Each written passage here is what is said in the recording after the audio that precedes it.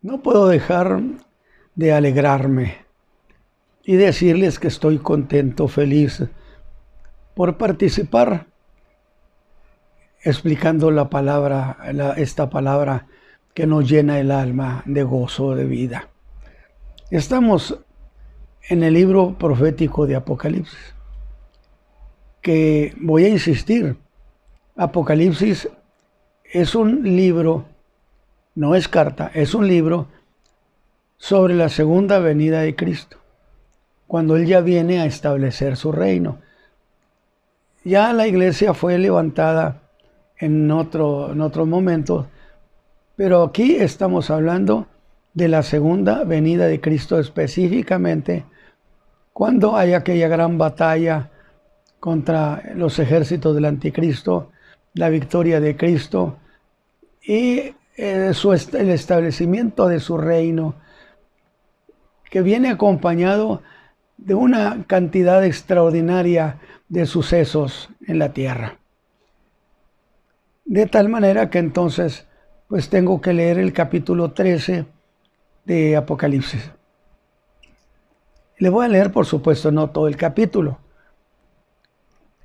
Y yo dije que en realidad estamos pensando, la gran tribulación ha empezado a partir de que en el cielo se hizo aquel juicio sobre la iglesia y que la iglesia salió vencedora contra las acusaciones del fiscal más despiadado, que es Satán, donde los hermanos se defendieron que es cierto que habían pecado, es decir, el pecado antes de conocer a Cristo, pero que el que estaba allí, el juez, había muerto por sus pecados y que ese era un hecho histórico que sucedió en cierto tiempo y en cierto lugar.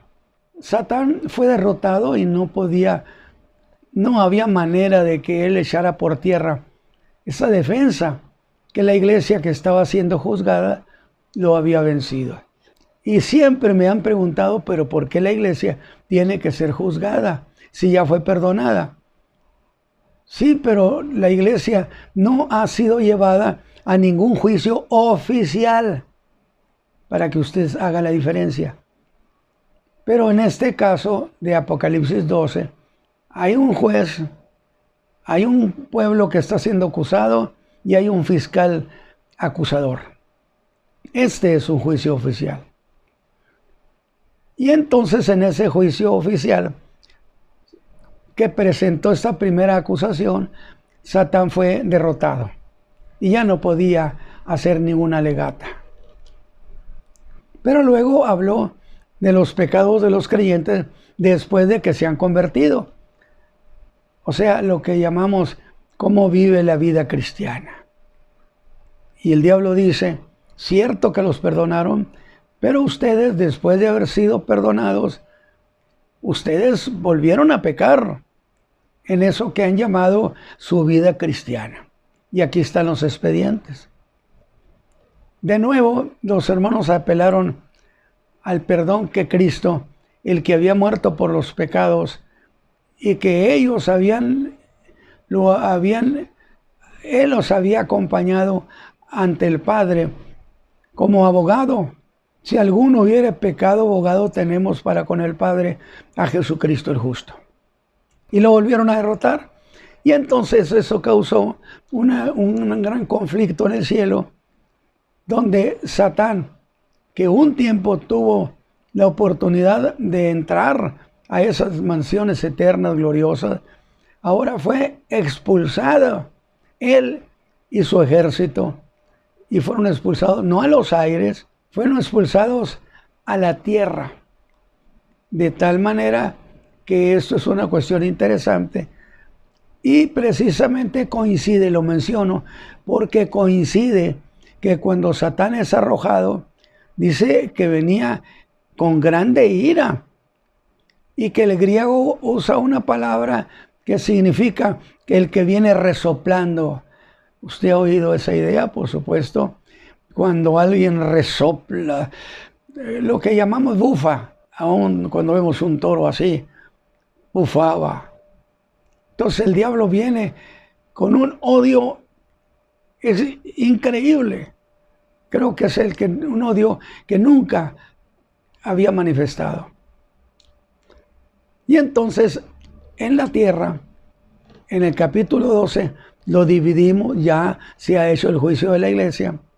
Satán es enviado a la tierra, es expulsado, mejor dicho, expulsado, lo corrieron de allá, del cielo, y lo mandaron a la tierra. Y en ese momento, acá en la tierra había estado señoreada por el caballo blanco, que representaba 3 años y medio de paz, que no era la paz de Dios, hemos dejado claro, pero que no había conflictos graves, porque Satán estaba ocupado acusando a la iglesia y no tuvo oportunidad. Pero ahora que ha sido enviado a la tierra, cuando él se da cuenta, porque eso es lo que dice más o menos, cuando se dio cuenta, cuando se enteró de que estaba en el verdadero problema, entonces suceden 2 cosas. Empieza la gran tribulación.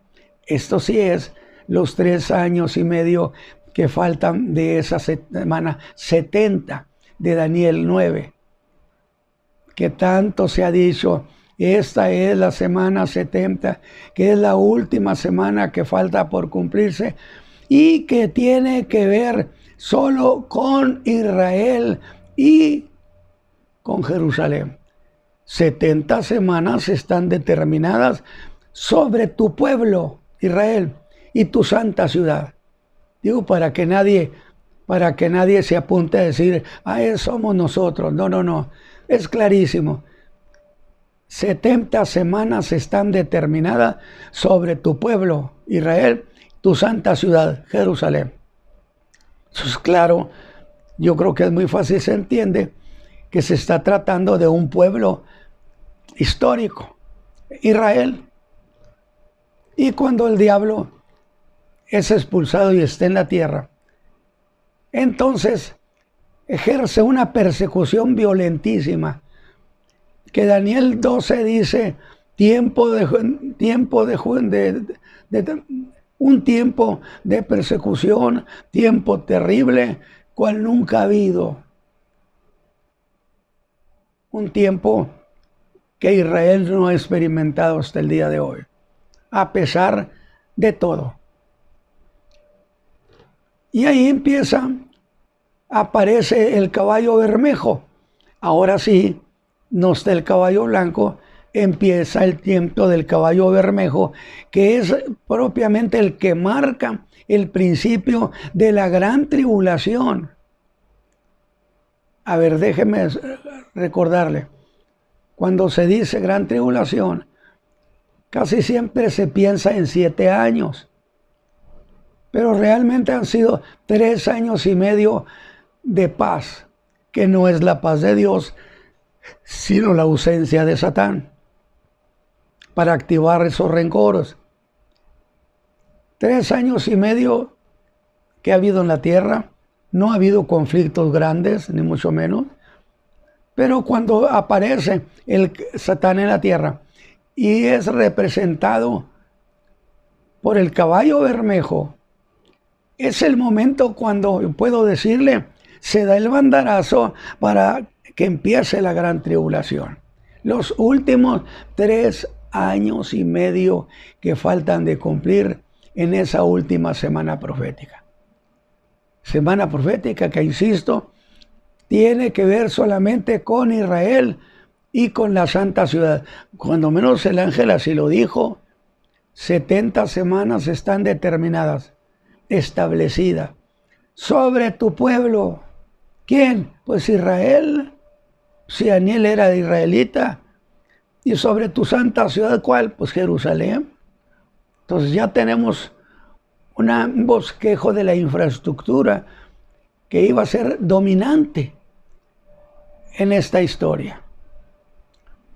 Y empiezan 3 años y medio. Y ciertamente hay dos, puedo decir, dos áreas de conflicto o de juicios o de tiempo difícil. Uno es que Satán, en venganza porque no pudo hacer nada contra el hijo que aquella mujer dio a luz, porque dice que estaba muy atento, y otra vez le pasó que no se enteró, porque el hijo nació, el verbo se nació, fue anunciado por millones de ángeles sin duda, y el diablo apenas se está dando cuenta. No me diga que no se emociona por eso, porque he dicho, no piense que el diablo se la sabe de todas. No. He dicho, se sabe a veces lo que nosotros le contamos nada más. Entonces, él lanza su ataque formalmente, un ataque con la peor de las intenciones de destruir a esa mujer, de acabarla. Y cuando hablamos de esa mujer, pues estamos hablando de ese pueblo, específicamente, categóricamente. Y entonces empiezan los últimos 3 años y medio de violencia tribulacional contra el pueblo de Israel, contra aquella mujer que nos dio a luz al hijo. ¿Cuál hijo?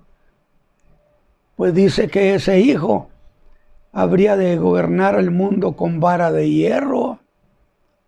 Oiga, pero cuando dice que con vara de hierro, quiere decir que será un tiempo en el milenio, por decir algo, o ese tiempo de la gran tribulación, donde las naciones no estarán contentas porque está gobernando el hijo de David.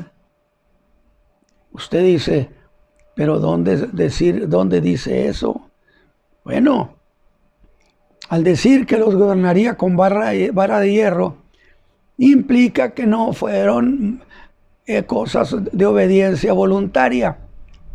Quizá en un gran sector de naciones sí, pero también implica que naciones que estaban inconformes porque el hijo de David, el descendiente de Isaí, estuviera gobernando. Y el capítulo 2, el Salmo 2, es muy categórico, donde los reyes y los príncipes hacen un movimiento de revuelta contra el gobierno de ese hijo que está gobernando la tierra. No se le olvide lo que le acabo de decir. Y presentan su queja e inconformidad y apelan a Dios. Y Dios dice, pero yo ya he establecido a mi rey.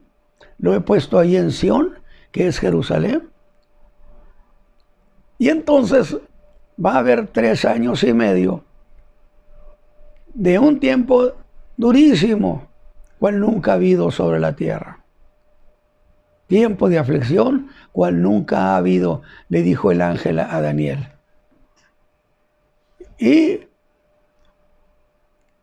Pero también habrá problemas para el mundo, no para el pueblo de Israel, no, también para el mundo.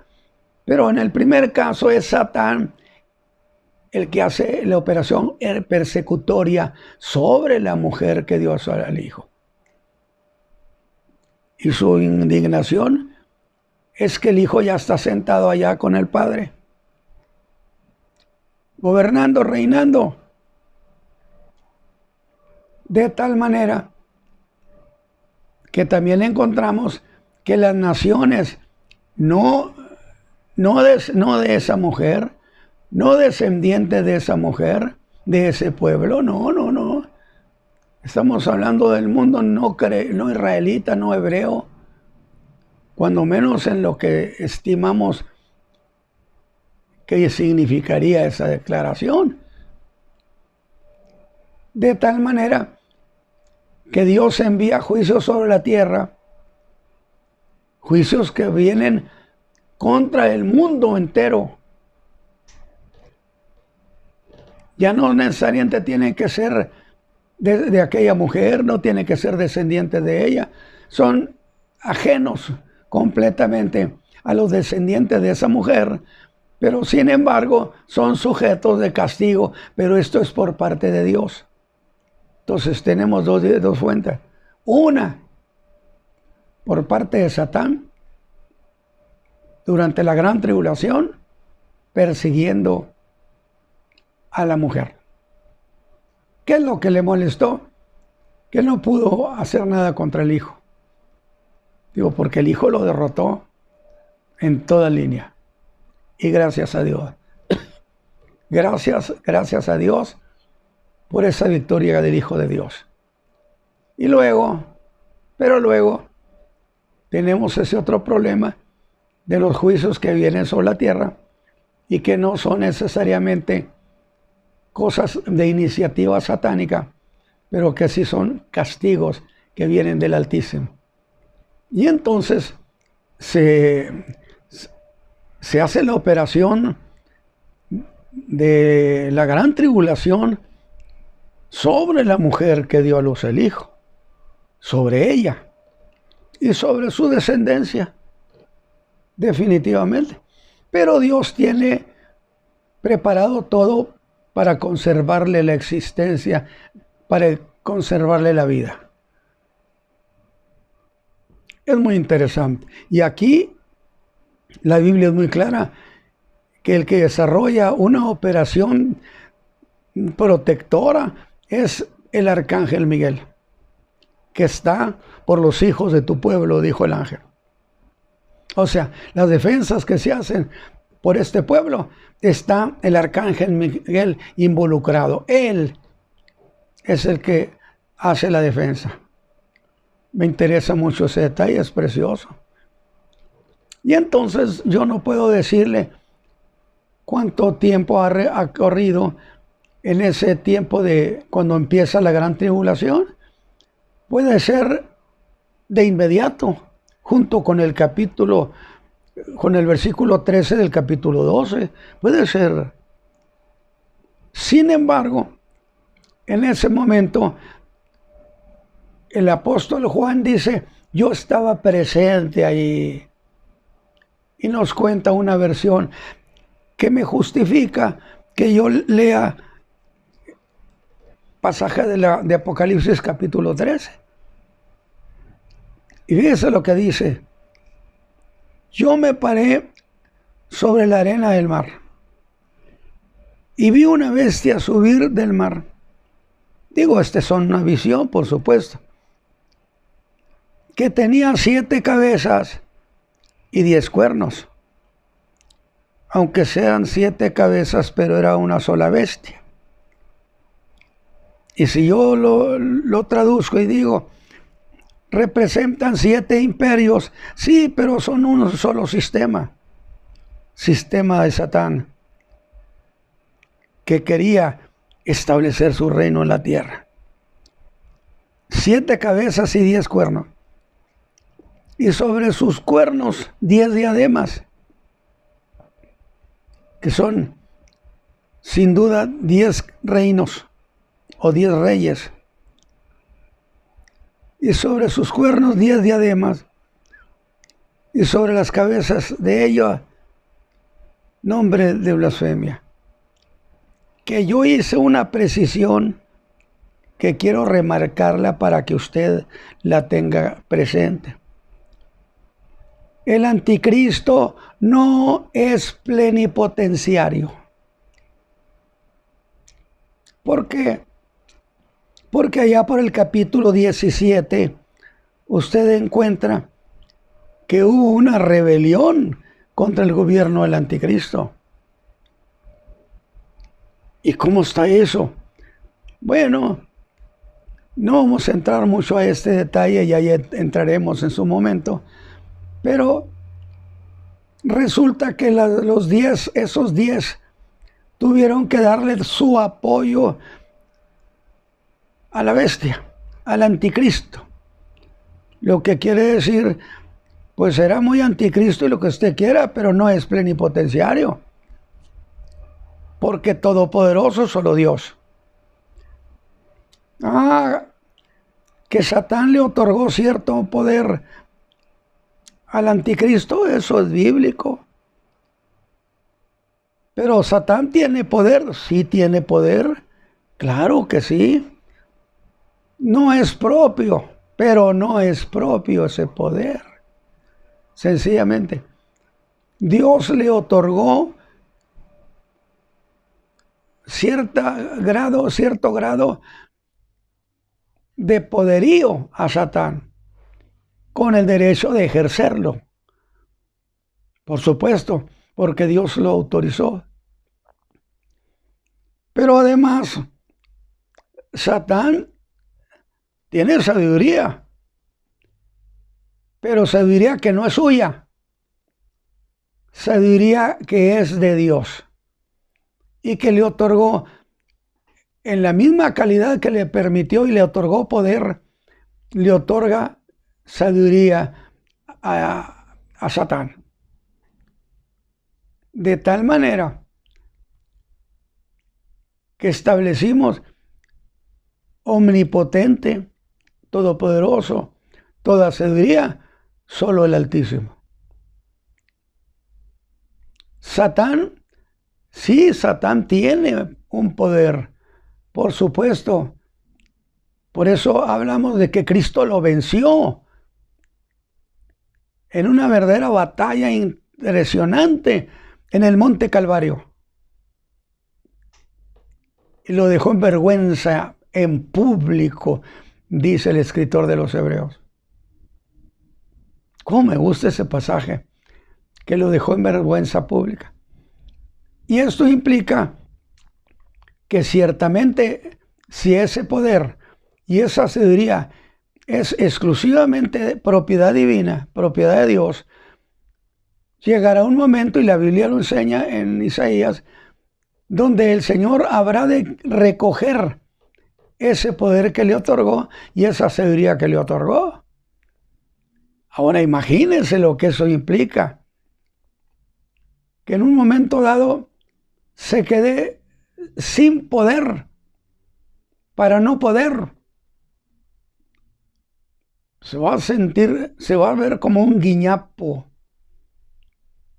Porque aunque quiera no podrá, porque Dios ha tomado para sí el poder que es suyo. Y el diablo buscará ejercer sabiduría, pero resulta que Dios, como la sabiduría es solo suya, tomó esa sabiduría que le había otorgado generosamente, soberanamente, mejor dicho, soberanamente le había otorgado a Satán, pero ahora se le quita y Satán se queda sin poder y sin sabiduría. Imagínense de quién estamos hablando. A grado tal que el profeta dice: ¿eras tú el que debilitaba a las gentes? ¿Eras tú el que puso las ciudades así en ruina? Es que les parecerá increíble que ese ser que ya no puede ni sabe, ha sido el que arruinó la tierra.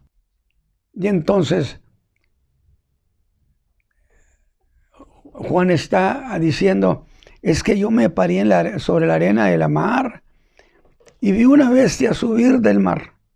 Esa bestia tenía 7 cabezas y 10 cuernos, que en realidad siempre se ha interpretado que esas 7 cabezas representan 7 imperios. Pues serán 7 imperios. No interesa que sea Egipto, Asiria, Babilonia, Medo-Persa, griego, Roma, y la Roma rescatada, o la Roma que vuelve otra vez a ser lo que era. No importa cuántos imperios sean, todo imperio está bajo el imperio de Cristo. Y entonces, aquí tenemos un detalle interesante, que no importa que sean 7 imperios, no importa. Pareciera que todos tienen su propio plan de propiedad, de ejercer poderío para ellos. Sin embargo, aunque sean 7, constituyen una sola entidad espiritual. Es decir, una sola bestia con 7 cabezas. Una sola bestia representando 7 imperios. Entonces podrán ser los que usted quiera. Sin embargo, no son más que una sola unidad, una sola entidad moral, espiritual, que está subordinada a los intereses de Satanás. Y Juan lo está leyendo, se lo voy a seguir leyendo. Y vio una bestia subir del mar, que tenía 7 cabezas y 10 cuernos. Esas 7 cabezas hay que entenderlas, el todo. Esas 7 cabezas constituían un todo, un imperio romano, uno solo. Y 10 cuernos, que serían 10 reyes, que le otorgarían al anticristo su autoridad, su poder. Y esto significa que Satán, que el anticristo no es plenipotenciario. Vamos a seguirle. Y sobre las cabezas de ella, nombre de blasfemia. Eso nos lo está contando el apóstol Juan, que estuvo allí en visión, aunque dice, me paré sobre la arena de la mar. No nos dice que fue un acto de visión o de una manifestación de, no sé, ajena a la presencia física. Para mí, él pudo estar en esa especie de visión y estar en la arena del mar. Y la bestia que vi, ahora la describe, era semejante a un leopardo y sus pies como de oso y su boca como boca de león. Note usted un detalle. La bestia, luego como un leopardo, pies como de oso y el león como el de Babilonia. Sin embargo, todo esto, estos 4 imperios que en este pasaje se dejan ver, aunque son 7, pero en este momento tenemos a 4, constituyen solamente una unidad bajo el servicio, bajo la tutela y el dominio de Satán. No son 4 imperios ajenos. Jesús dijo que si se dividía, un reino dividido no permanece. Y entonces este imperio que representa a Roma no está dividido. Aunque pasen miles de años, no importa. Siguen estando bajo la tutela de Satán y siguen siendo entre todos una unidad. Interesante. Leopardo, pues lo del imperio griego, el como de oso, el medo persa, su boca como boca de león, Babilonia. Y el dragón le dio su poder. ¿De dónde sacó el poder? Del poder de Dios que le había otorgado soberanamente a Satán. O sea, no lo dejó sin capacidad de hacer alguna actividad. Le concedió que tuviera ese poder, pero es propiedad de Dios. Y con todo y eso dijimos, esos cuatro no representan 4 imperios en los términos de cada quien por su lado. Son 4 imperios que constituyen una sola unidad bajo la tutela de Satán. Dice, y vi una de sus cabezas. ¿Cuál? ¿Quién sabe? Yo creo que sí podemos entender algo. Y vi una de sus cabezas como herida de muerte. Y ese como herida de muerte es un símil. Es una manera de hacer una figura de lo que no se ve. Es como una alegoría. Y la llaga de su muerte fue curada. A ver, recibió una herida como herida de muerte.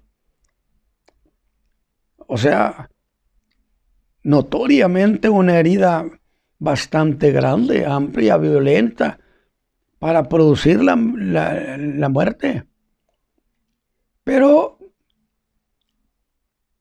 esa cabeza de un imperio, del imperio romano, no se murió.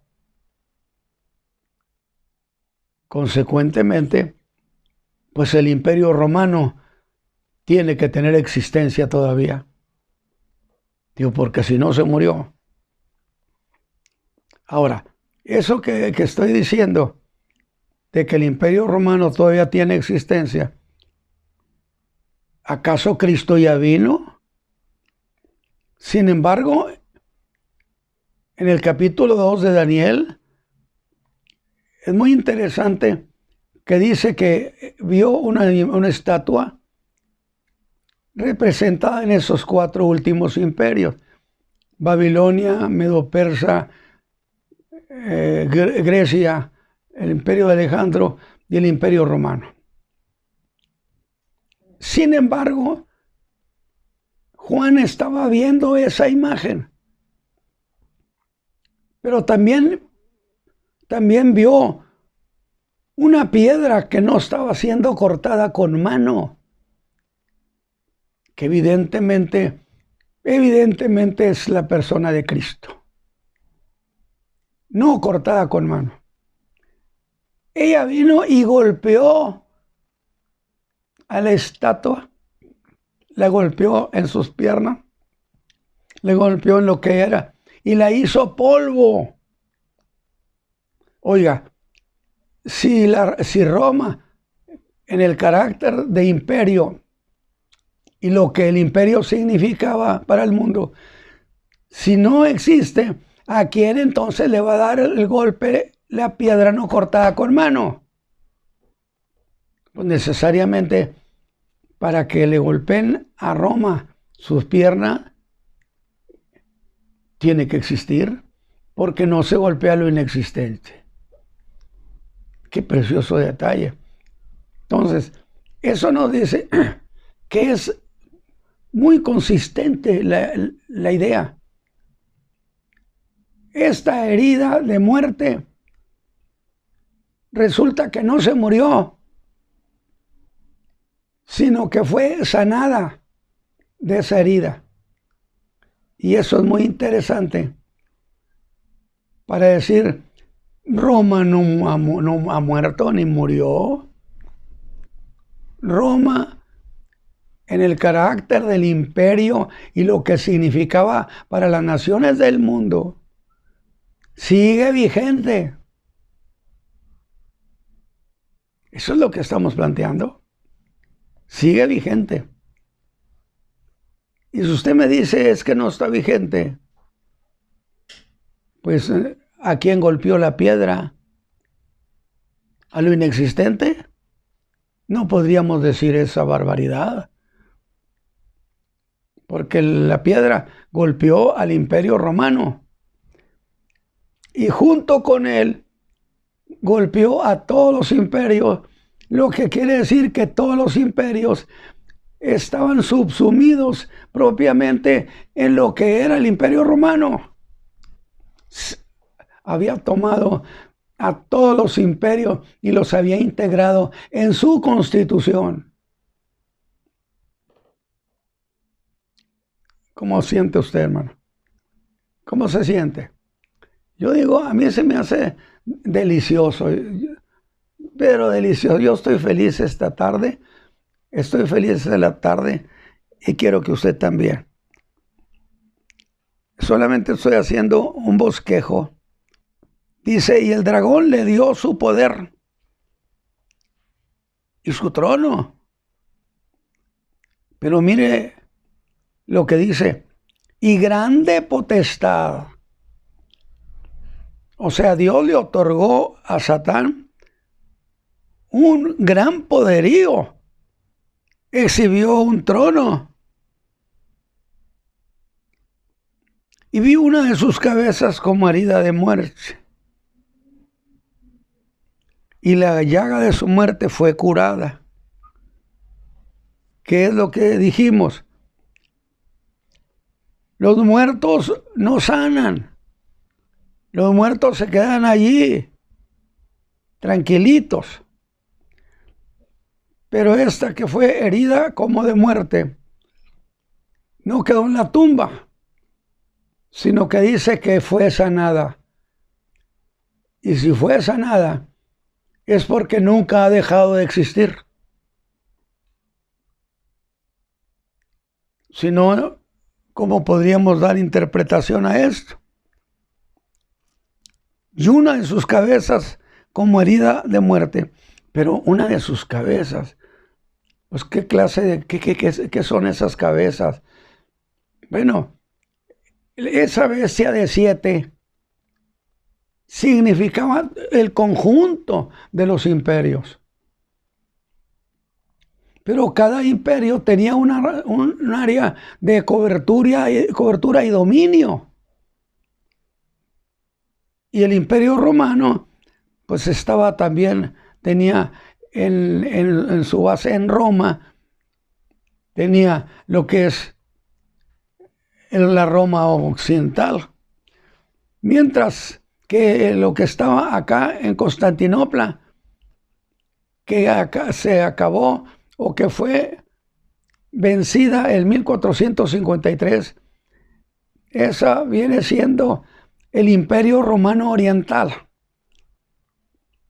En el primer caso, la Roma Occidental, yo dije, había un hombre de la tribu de los Érulos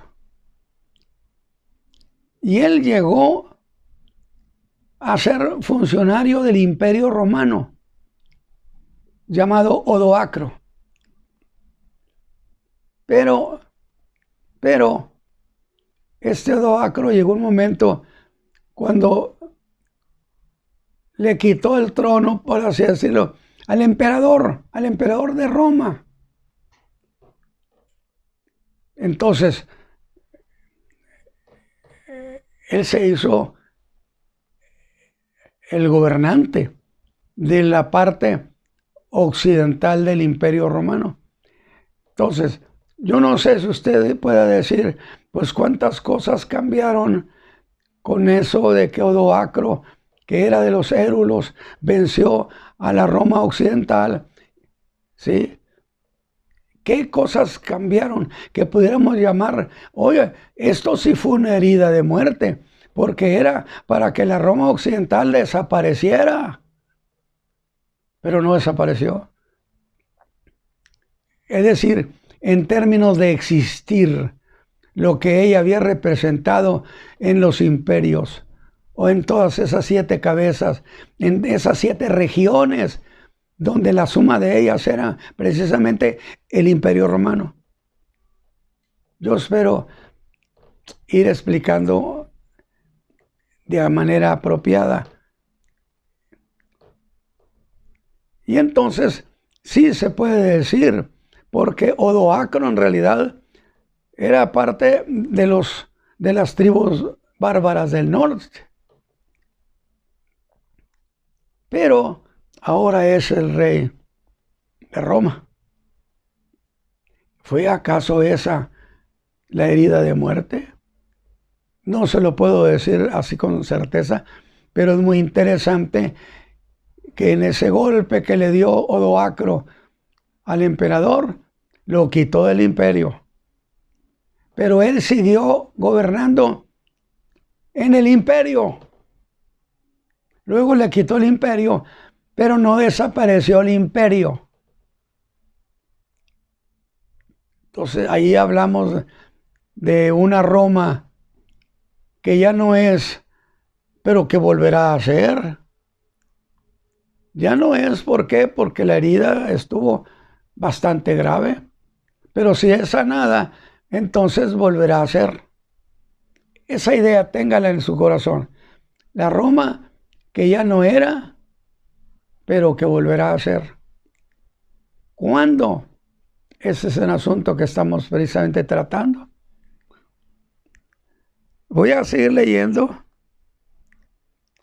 Y adoraron, dice, y la llaga de su muerte fue curada, y se maravilló toda la tierra en pos de la bestia. O sea, un personaje visible, notorio para las naciones del mundo entero. O sea, indiscutiblemente tenía una jerarquía muy notoria, que el mundo entero lo reconocía. Y realmente, si estamos hablando del anticristo, es necesario que así fuera. Y adoraron al dragón,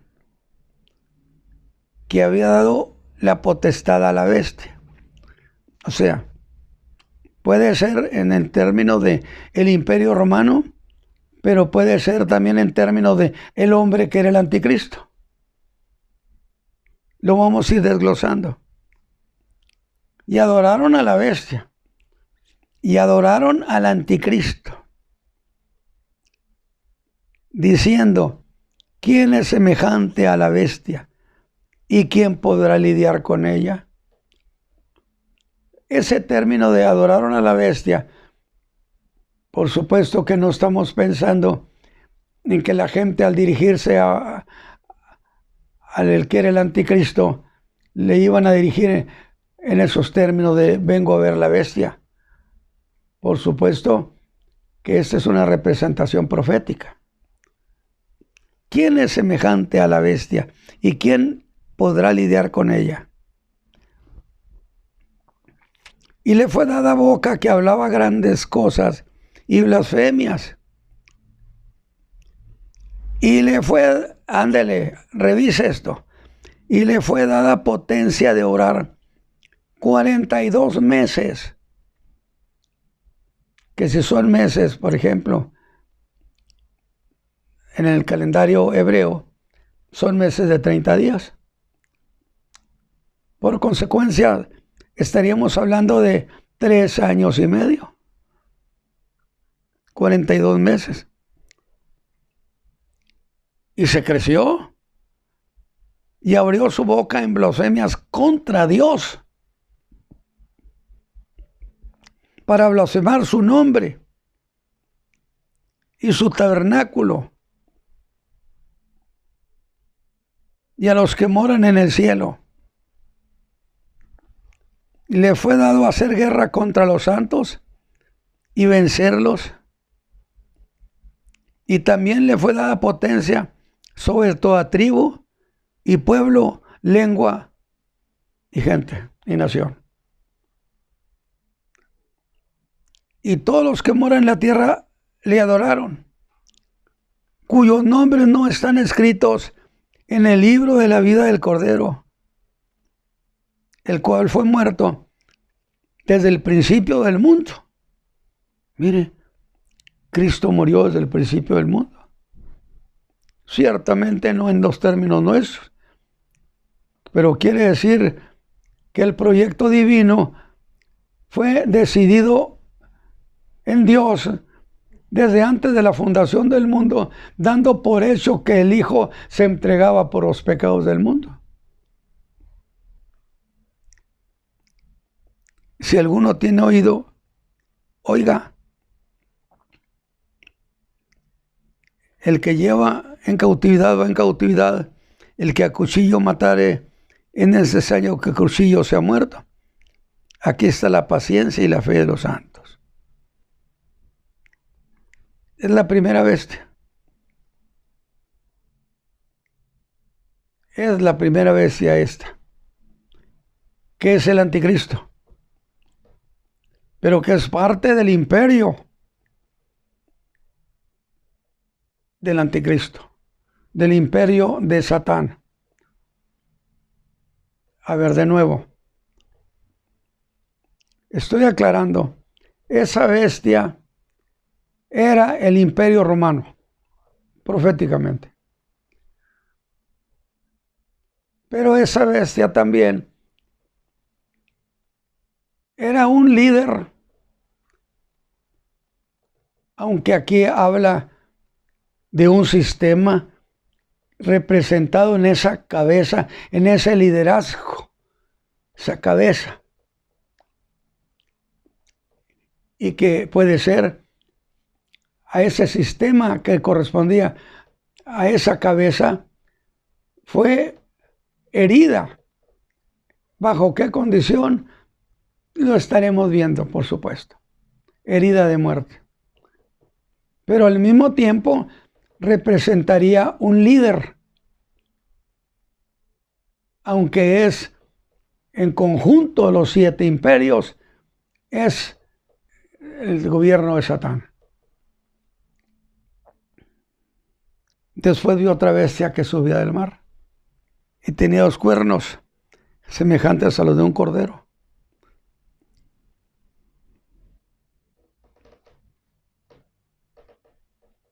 Mas hablaba como un dragón. Hasta ahí voy a llegar ahorita en esto. Y la pregunta para mí es, ¿acaso los dragones hablan? Digo, no sabía yo. Porque aquí dice, hablaba como un dragón. ¿Por qué no? Pues el asna de Balaam habló. Digo, pero eso es hacer una defensa a ultranza, como luego se dice. Pero yo quiero entonces aprovecharlo porque no es justo que deje pendiente esto.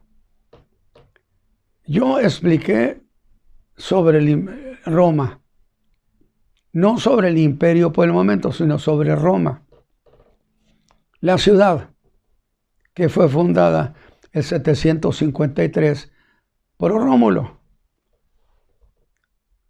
y que se convirtió en una monarquía, o sea, gobernada por quienes eran reyes. Consecuentemente, eso implica que Rómulo fue el primer rey.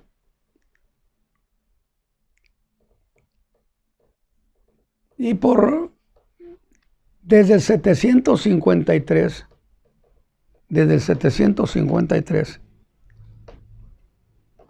hasta el 509, Roma sería monarquía. O sea, no dejaba de ser, pudiéramos decir, hasta cierto grado de tiranía. Porque eran monarquías. Y yo quiero recordarle un poquito esta cuestión. Desde el 753. Y hubo 7 reyes. Y cuando llegamos a esa fecha, era el año 509. Y dije, gobernaba alguien con un apellido, un hombre y un apellido muy simpático. Tarquinio el Soberbio. Oiga, y la gente ya no lo quiso. Ya no quiso que reinara. Con muy justificada razón. Pero ¿por qué menciono esto? No, porque quiero mencionar unos detallitos de esos que se quedan allí escondidos debajo de la mesa, en un rincón, pero que vale la pena pues no olvidarlo. Porque usted me puede decir, sí, pero ya dijo eso, sí, pero este otro no. Y todo esto tiene un valor. Entonces, a partir del 509, Roma se convierte en una república, donde ahora se nombraba por medio del Senado. Ya había de alguna manera una especie de dominio, control.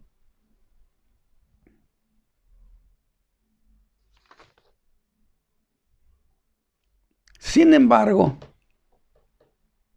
llegamos casi allá por los años, por decir algo, 100 antes de Cristo. Avanzamos, ya estamos por ahí en los años 38, 44. Y había un guerrero, un líder que pudo haber sido el emperador, pero que no llegó a serlo, Julio César, que era tío abuelo del que se llamó César Augusto. Y ese tío abuelo, Julio César, por supuesto, lo que hizo fue otorgarle esos derechos a César Augusto.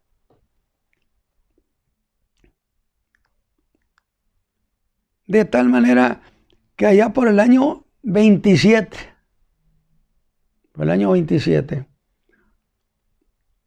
él adquiere la posición de César. Y habría de morir hasta el año 14 después de Cristo. Estamos hablando que se llevó una buena cantidad de años. ¿Cuántos? Pues 27 más 14. ¿Cuántos son? 27 más 14, más de 40 años. Era un regalazo.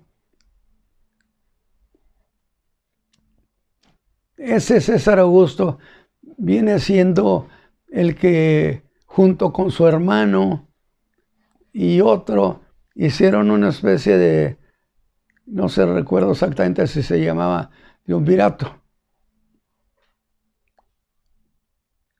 Cuando asesinan, al parecer, a Julio César,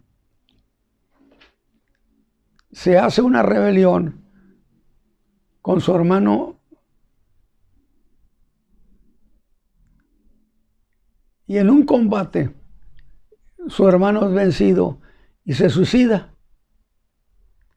Y entonces queda exclusivamente César Augusto. Pero mire, déjeme, es el punto donde yo quiero entrar ahorita, así breve. Es que en ese tiempo la República Romana ya iba en decadencia. Se estaba yendo a pique, perdiendo mucha condición, poderío. Y el poder de conquista también se iba perdiendo. Y había dos clases de guerra que causaban mucho problema al imperio. Ahora, a partir del 27, ya no es la Roma republicana, es la Roma imperial. Y a partir de ese momento, se seguían dando los dos conflictos en dos direcciones. El conflicto civil, es decir, las naciones que estaban bajo la tutela del Imperio Romano, seguían teniendo guerras entre ellos. Y se desgastaba el poderío económico del imperio. Y segundo, había muchos enfrentamientos externos de naciones o guerreros que querían meterse a Roma. Y precisamente César Augusto pensó bastante bien. Bueno, en realidad yo siempre he creído que aquí fue la inspiración divina. Sí, porque los imperios, los hombres son propiedad de Dios. Y Dios le entrega a los reyes, a los príncipes, la facultad de poder. Y entonces, mire qué inteligente César Augusto. Por un lado, hace un edicto. Y ese edicto hablaba del censo, donde se ordenaba que todos fueran al lugar donde había nacido. Y si era así, entonces José y María tenían que ir a Belén, porque era una orden imperial. Pareciera que Dios está ajeno en la profecía, pero estoy diciéndole, no, es que la profecía es historia contada anticipadamente. Y mandan el edicto. Y es cuando precisamente José y María llegan hasta Belén, y esa noche, gloriosa noche, el cielo se llenó de cantantes. Gloria a Dios en las alturas y en la tierra paz y buena voluntad. Había nacido el Salvador. Ya estoy hablando entonces del libro de los Hechos, aunque no quieran.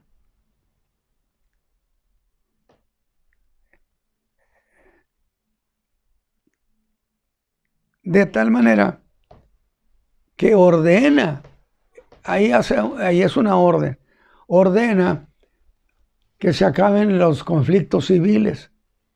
Cierto que siguió habiendo, pero se redujo las guerras civiles, y entonces los pueblos empezaron a vivir en paz. Desaparecen los conflictos en gran medida, aunque no en su totalidad. Pero todas las naciones alrededor del mar Mediterráneo, todas esas entraron justamente en ese mandato. Que no haya guerra. Imagínense los conflictos que había, terribles, durísimos. Yo estuve tratando de encontrar algo. Es decir, yo decía, estas naciones que estaban en conflicto, en guerra en ese tiempo. No me pude encontrar a Pablo predicando en medio de un conflicto de guerra. ¿Qué estoy diciendo? Yo no sé si me entendieron lo que dije o no dije yo lo que debía decir. Cuando la paz empieza a manifestarse, coincidente con el anuncio de los ángeles, paz, gloria a Dios en la altura y paz en la tierra, pues lo habría de haber anunciado César Augusto, pero hubo un mandato de arriba. ¿De dónde quiero llegar? Ya tenemos el edicto, ya el Hijo de Dios ya nació ahí en Belén. El dragón que estaba al pendiente de la mujer para devorar al hijo, ni cuenta se dio. Para que vea que la Biblia sí enseña que no se la sabe de todas. Cesaron los conflictos en gran medida. Y al cesar los conflictos, la tierra produce, las naciones se van hacia la prosperidad. Porque los conflictos de guerra también significaban que prácticamente se llevaban todos los bienes de ellos, de los vencidos. Ahora, ¿a dónde quiero yo llegar? Por el año 19 antes de Cristo, distinto al edicto del censo. Ahorita hablé del edicto del censo, donde obligó a José y a María a ir a Belén, y allá nació el Verbo, el Cristo. cumpliéndose la profecía. Dígame, si no tiene que ver con la escritura ni la profecía, esas cuestiones de las naciones y las guerras. Todo mundo, para el emperador quería saber cuántos eran, o la razón que tuviera. La segunda cuestión. Se redujeron los conflictos de las guerras hacia el exterior. ¿A qué me refiero? De las guerras de conquista hacia las naciones vecinas o a cualquiera, que eran desgastantes. Y que yo dije lo siguiente, lo logré, por supuesto. ¿Sabe qué hizo César Augusto para hacer efectivo el de la paz romana? El de la paz romana, a las naciones que eran conquistadas, les aceptaba que no cambiaran su manera de vida, que siguieran siendo igual, su fe, su religión, su manera de vivir. Y las naciones se sintieron muy felices. Y entonces esas naciones que eran ajenas al imperio, ahora se integran al imperio. Y el imperio crece geográficamente. Empieza a crecer y a crecer y a crecer. Sí da sueño. Por supuesto. Yo siempre pregunto a los hermanos, ¿no se me duerman? Porque decían los enseñadores viejitos, cuando estábamos en la escuela bíblica hace muchos años, hay muchos que duermen gente, hay gentes que duermen mucho y muchos que duermen gente. Y nos decían, hermano, estás durmiendo a los hermanos. Para decir cómo le estábamos yendo, ¿verdad? Qué detalles tan bonitos. A mí me gustan mucho esas historias. Porque fue nuestra historia, porque es la historia de los creyentes. A ver, déjeme ir. El año 19, César Augusto da el decreto de la paz romana. Paz romana que duró alrededor de 200 años.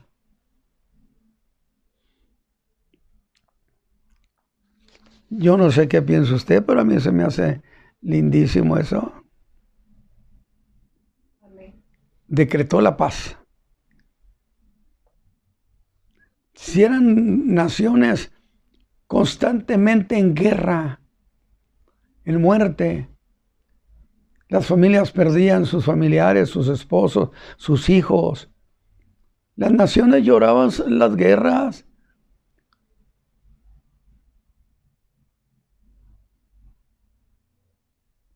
Y yo dije, cuando se da ese tiempo de paz, duró hasta el año 200 y fracción esa paz. Más, hubo 5 emperadores. El último fue Marco Aurelio, pero el que estaba antes de él, que fue extraordinario, fue Trajano. Puede usted buscarlo en el tiempo de Trajano. Una gran riqueza. Y pasó un detalle. Trajano ordenó que se recompusieran los caminos que Roma había construido, que estaban ya dañados. Hizo una obra de infraestructura en el imperio impresionante. Y usted me va a decir, ¿y qué? Pues déjeme decírsela. Resulta que entonces, normalmente las naciones eran naciones que vivían en el campo, no en las ciudades. Las ciudades tenían menos gente. El campo tenía espacio. Pues resulta que en el tiempo de Trajano, en el tiempo de Trajano, allá por el año 96, cuando hizo eso con los caminos del Imperio Romano, ¿qué cree? Empezaron a surgir muchas ciudades grandes muy cerca a la orilla de los caminos. Y usted me va a decir, ¿y eso qué? Pues que sencillamente, que Roma se hace urbana y se reduce la cantidad de gente campesina. ¿Y eso qué, hermano? Haga de cuenta que Dios los juntó a todos y dijo, ahora sí, mis predicadores, aquí tienen la gente, venga. ¿Eso es lo que estoy diciendo? Al hablar de la paz romana, yo estoy diciendo, causó una explosión de la evangelización en el mundo. Y en el tiempo de Trajano, que se le llamó el siglo de oro, llegó a tener una riqueza y un crecimiento geográfico, un crecimiento, el imperio creció, más gente se sometía a Roma, más gente. Es decir, véalo usted, se está abriendo el espacio para que los predicadores de Cristo llegaran y no tuvieran que andar metiéndose en tiempos de guerra. Yo no sé qué le significa a usted. ¿Cuántos hermanos, cuántos apóstoles, cuántos evangelistas Dios movería en ese tiempo en el mundo? A mí se me hace muy delicioso. Crece el Imperio Romano y crece la iglesia, porque donde crecía había paz, había seguridad, de tal manera que los creyentes podían moverse con tranquilidad a evangelizar. Fíjese usted desde dónde Dios movió los hilos. Desde allá, desde César Augusto, del año 19 a.C., ordena un decreto de la paz y ejecútalo, porque eres el imperio. Y yo dije, ¿dónde encuentra usted a Pablo entre las flechas, entre las flechas, entre los lanzas, entre todo, predicando? No. Sí, había conflicto porque tenían zonas peligrosas, pero nunca lo vimos corriendo de la batalla, protegiéndose de la guerra y evangelizando en cómo. Yo se la planteo así, mi hermano, para que usted, que es predicador y enseñador, si es posible, lo haga. Déjeme, de tal manera que se cumple la profecía. Y entonces Roma se enriquece, porque los pueblos, las naciones ya no peleaban, sino ahora producían. Esa es una cosa. Dos, las naciones que eran conquistadas se sometían al dominio de Roma, porque les aceptaban su manera de que habían vivido hasta allí, y nadie se sentía molesto. Y creció y creció. Ahora otro imperio, este territorio. Ahora sí vengan los predicadores. ¿Usted puede imaginarse el resultado que hubo con la evangelización en esos términos? Gracias a Dios. Las guerras civiles se redujeron. Las conquistas dieron otro resultado. Los caminos del imperio renovados. ¿Qué significaba para los predicadores que los caminos estuvieran en buenas condiciones? Ahí nos vamos a quedar, porque esto significa, miren, lo que de una orden que Dios dio a través de este hombre, en que se convirtió en el imperio romano creyente de Cristo Jesús. Vamos a dar gracias a Dios. Padre eterno, gracias, Señor, por tu Hijo Jesucristo. Gracias por estas cosas que nos emocionan, que nos dicen que tú has estado presente y que los pueblos y las naciones conocieron el nombre de tu Hijo, porque tú preparaste la paz, haciendo posible que tus predicadores pudieran llegar tranquilos. Por Cristo Jesús, bendícenos, Señor. Amén. Señor les guarde, mis hermanos.